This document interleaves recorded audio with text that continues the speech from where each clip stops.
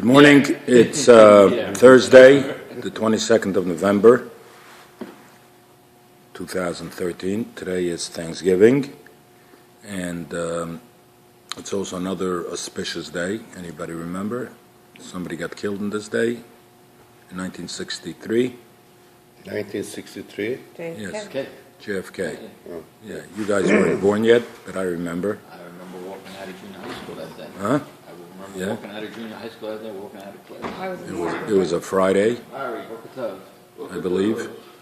Who's coming in now? I don't recognize that. Hi. No. Okay. I am well, thank you very much. Okay, we are very honored today. We have one very, very special guest who's about to come, expecting them any minute. I'm just joking. That's okay. Morning. Morning. Leah Devora is here today. Yay! Also very pleased and honored to have Alan here, who hasn't been a regular, but now is 2 days in a row. If he comes tomorrow, he's committed for life. Ari, who should have been committed a long time ago, is always a loyal participant. Good morning, Liz. Good morning, Benny. Oh, is that your brother coming? Yes. Oh, we have Benny's brother here. We have Tad walking in. We have a guest. You called yesterday? Yes. Yeah, I spoke to you. Okay. So we have a little class here for about 15, 20 minutes every morning. My name is Mendy Schwartz. You see, Mendy, your class now? That's the way it should be. We have coffee here, some pastry, bananas. Okay. Yesterday I want to cover a few things. We never seem to have enough time. Who's that? Sydney? No. Sydney Pfeiffer is here. Morning. Morning, Sydney. How are you?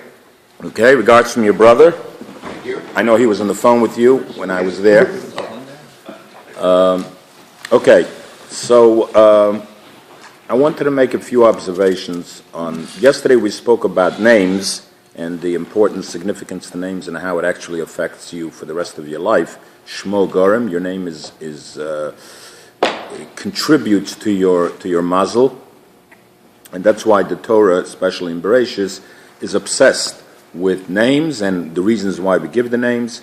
So I just want to jump to when Yaakov was negotiating with his future father-in-law, and he wanted to marry Rachel.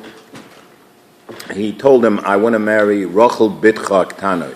Your Rachel, he gave the name, Bitcha, your daughter, Haktana, the younger one. So Rashi right away says, why didn't you just say Rachel? Why did you have to enumerate and give all the other clues? What do we need clues for? Her name is Rachel. Just say. Why do you have to say your daughter and the younger one? So Rashi very appropriately gives the answer that if he would have just said Rachel, then Lavan, who was a shyster, would have switched names. He would have said, okay, Leah, your name from now on is Rachel, and your name is Leah. If he wouldn't have done that, then he would have just taken another Rachel from the street, whose name is Rachel. So therefore, he had to say Bitcha. I'm not talking about any other Rachel. I'm talking about your daughter, and the reason he said Tana again is because he didn't want Leah to switch his name. He didn't want him to switch the names. So the question which I have not seen being asked, and is if he would have just said two out of those three or one out of those three, it wouldn't work, with one exception. If he would have just said Bitcha Haktana, your youngest daughter, he wouldn't need the name Rachel. You could just use two out of those three. Everybody follow the question? Mm-hmm. Okay. So I haven't seen this asked by anybody, and I guess the obvious answer is, or the general answer is that you got to give a name. It's just normal. Rachel he had to give the name, and then he had to give the other two to make sure that he doesn't fool him. That he doesn't fool him with switching and replacing Rachel. So it's just human, the way people speak. They always speak to somebody, says, your daughter Rachel. That would have been That's the obvious answer.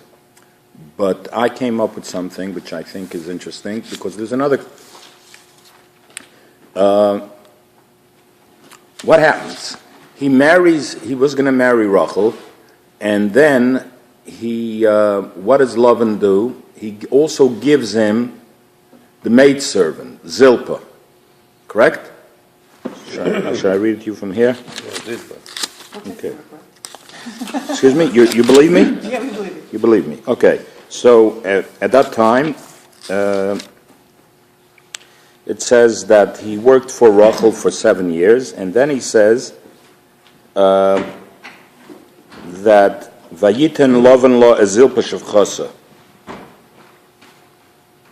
He gave the maidservant Zilpah, and then when Yaakov complains and he wakes up in the morning and he sees that he just cohabitated with Leah instead of Rachel, that Lavan tricked him, he says, "What did you do? I made a deal with you for Rachel." So Lavan says, "Wait a second. In our place, the rule of the house over here is, in our city, is that you don't marry a younger one before an older one. So that's why I gave you Leah, regardless of the deal that I gave you. We made that I gave you Leah." Now look at Lavan. Who was older, Bilhah or Zilpah? Anybody know? No, you're old enough to know. No, Bilhah, weren't you around those days? No. Yeah, but it's my. You forgot. My Alzheimer's. Your Alzheimer's. Doesn't mention Okay. that. Well, yeah, it always says Bilhah and Zilpah in that order because Bilhah was older. So Lavan himself violated his own rule. He was inconsistent with his own argument, and he gave the maidservant Zilpah, the younger one, before the older one. And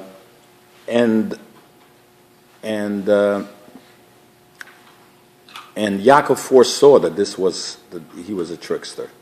So that's why it wasn't enough that he would say Bitcha Haktana. This answers my previous question. Why not? Because if he would just say the youngest daughter, you have to understand that Lavan had 2 wives, and with one he had Rachel and Leah, and with one he had Bilhah and Zilpah. Zilpah was the youngest child. So if he would just say your youngest daughter without saying the name Rachel, he would have given him Zilpah, as he did anyway, as a maidservant. What? They were his daughters, yes. Oh, I didn't know that. See, that I didn't Oh, you didn't know? I said he had 2 wives. Yeah, but I didn't realize that the maidservants. Yeah, the maidservants were sisters, as well as Rachel and Leah having sisters. But So they were Laban's daughter. Lavan's daughter, right? They were Lavan's daughter. So why differentiate between Rachel, Leah, and Zilpah and Bilhah? Why? It's like they are much lower madriga, the degree than the Because they were maidservants. You know, their mother was also a concubine. It wasn't like the official wife. I'm not sure the system how it had her over there, but apparently there were wives and then there were concubines. You know, I'm working on trying to reinstitute that. Right now. See, those guys who handled it back then, you guys. Yeah? Okay, so let me just... Now, there is an obvious question that everybody asked, and it was brought up in the shul by Rabbi Rappaport as well as by Rabbi Ever. How could Yaakov marry... 2 wives. How could marry two sisters? You're not allowed to marry 2 sisters. So what's the answer that everybody gives? The Torah wasn't given then. The Torah wasn't given yet, and before the Torah was given, it wasn't But then prohibited. again, the patriarchs, they followed all the commandments before the Torah. So Liz is asking a very appropriate question. Doesn't it say, and it's in fact, that the patriarchs followed all the commandments of the Torah? So if that's the case, then they had to observe that rule of not marrying 2 sisters. Okay? So I don't really want to, there is an answer for that. I just want to touch on this point. There's an interesting medrash that says there's an argument, before I get to the medrash, there's an argument, even though the patriarchs or any other person before the Torah was given, on what classifications were they? Were they in the classification of Yisrael, or are they in the classification of a Ben Noach, where under the strict rule you only have to follow the 7 Noahide laws, but you can follow the whole Torah, you know. like the patriarchs. But there's another problem. There's a halacha that a ben Noach sheshovas chayav misa. That means somebody who is a Noahide, who's responsible to observe the 7 laws, if he kept Shabbos, he's chayav misa.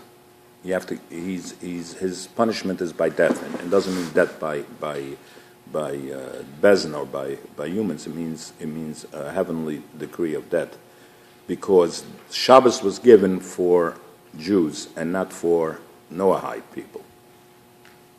So if that's the case, if they kept, let's look at Yaakov. If he kept all the laws, including Shabbos, and in fact he was really only a Noahide, so then he violated the rule of a Bet Noahide keeping Shabbos, because he's not supposed to keep Shabbos. I don't think I make myself clear. So, in other words, we're not sure whether they're a Yisrael or whether they're a Noahide.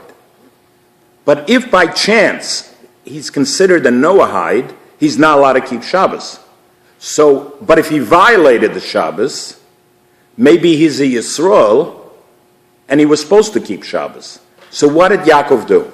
How can he make sure that under both possibilities he didn't do anything wrong? If he couldn't violate the Shabbos because maybe he's a Yisrael. He couldn't keep the Shabbos because maybe he's a Ben Noach, maybe he's an Noahide, and they're not allowed to keep Shabbos. So there's such a cute answer to this that the Medrash gives. And let's see if somebody can figure out how this is answered. The Medrash says that what did he do? He worked on Motzei Shabbos. And that's how he solved the problem. He worked on Motzei Shabbos. So he waited till the sun set. He waited till Shabbos was out, till after Havdalah, so to speak. Now, how did that solve the problem? Good question. You have a question? No, that was my question. How does that do it? A Noahide would go on the normal, the solar day. The day would span from morning till night, and a Jewish day is night till Okay, morning. you're just about there. Yeah. Unbelievable. Keep going. Go ahead, keep going. So what? So if he was a Jew, I'll finish it for you. If he was a Jew, then he didn't violate the Shabbos because he didn't work all Shabbos. If he's a Ben Noach, then his day didn't end yet, Motzei Shabbos. It ends at midnight. Right. Because therefore, if he was in fact a Ben Noach, then he worked on Shabbos because Saturday night at 10 o'clock he was still working, and that's still the 7th day for them. There you go. Very good, Liz. I'm very impressed. Give her a little gold star. And in general, we can see, I didn't even get to what I want to talk about today, but in general, we can see the difference between a Jew and a non-Jew. By a Jew, the day starts at night, and then the day. By Goyim, by Gentiles, the day starts the day and night. And that's how our whole lives are different than Goyim. Goyims have the expression, eat, drink, and be merry, for tomorrow you may die. Because they're all about now, and have a good time now. Now is when you should have fun.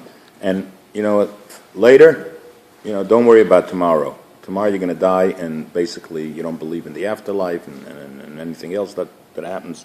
So the night, the darkness, follows the day for them.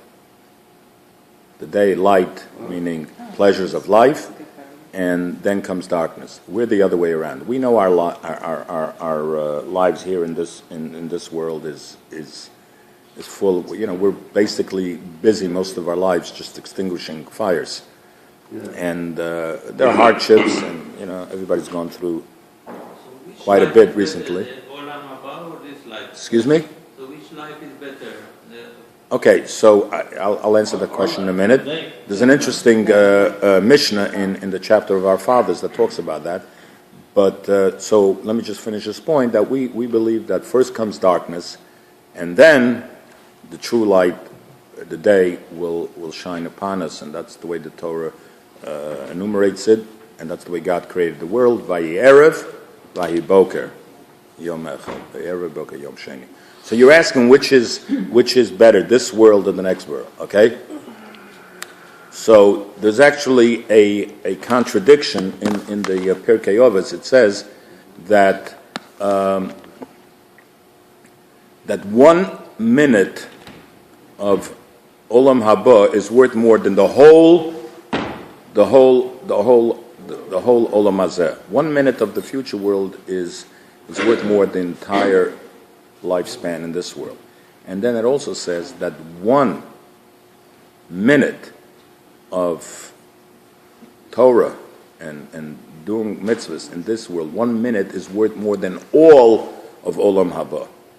So on the surface, prima facie, it looks like a contradiction, but it's not, because in this world we have a Yetzer Hara, we have the evil inclination, and if we do a mitzvah, the concept of doing a mitzvah in its truest form, when we have the inclination to do otherwise, is rewarded tremendously.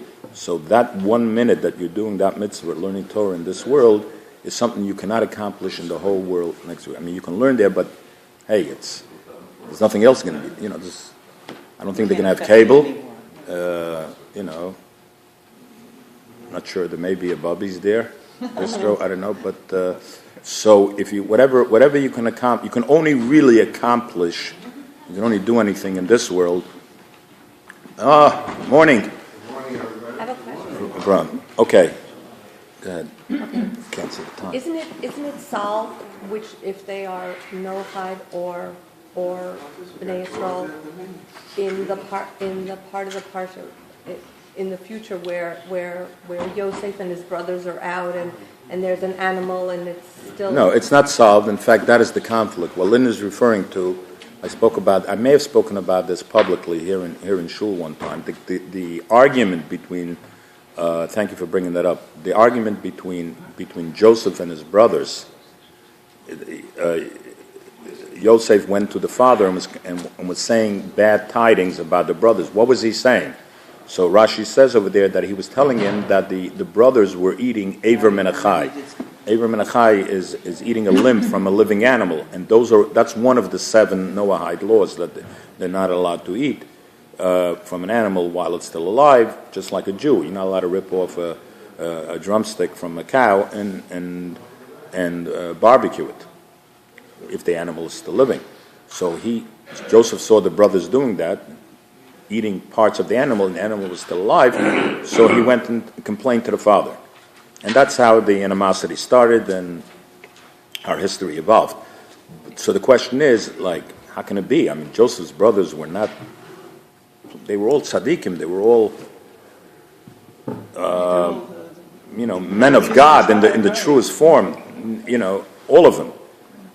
So how is it possible that they would do something like that? And the answer is that there's a distinction. There was an argument between them, a debate, whether they're considered Jews or whether they're considered Noahides. And the difference being that a Jew, if he slaughters an animal, and the animal is still, after you slaughter an animal, even after you chop a head off from a chicken, the chicken will still run around and it'll appear that it's alive. Nevertheless, once you've done the shechita, once you've sacrificed it in the halachic way, you're allowed to eat from the animal, even though it's still not nerve dead. Yeah, but you still have to drain the blood, and by then it would stop moving, I would think. Maybe yes, maybe not. So but if you're a Noahide, and even if you, they don't have a mitzvah of slaughtering the animal. Maybe they have a mitzvah. If you shoot a bullet through the head, and the animal can still be, the heart can actually still be beating, or the nerves can still be going for a long time. And if you want to, you can't. You have to wait until it's completely. It's called mefarcheses. It means it's still writhing around on the ground or something. So that's what he saw. He saw the animal still moving around. Joseph felt that they were Noahides, and therefore they would have had to wait until the animal was completely dead. However, the brothers were on a higher level at that time, and they felt we are Jews, and as Jews, once we slaughter the animal, you're allowed to eat it. Later on, Joseph reversed his belief in that, and he agreed with the brothers that he was in fact a Yisrael, and as such, that's why he was.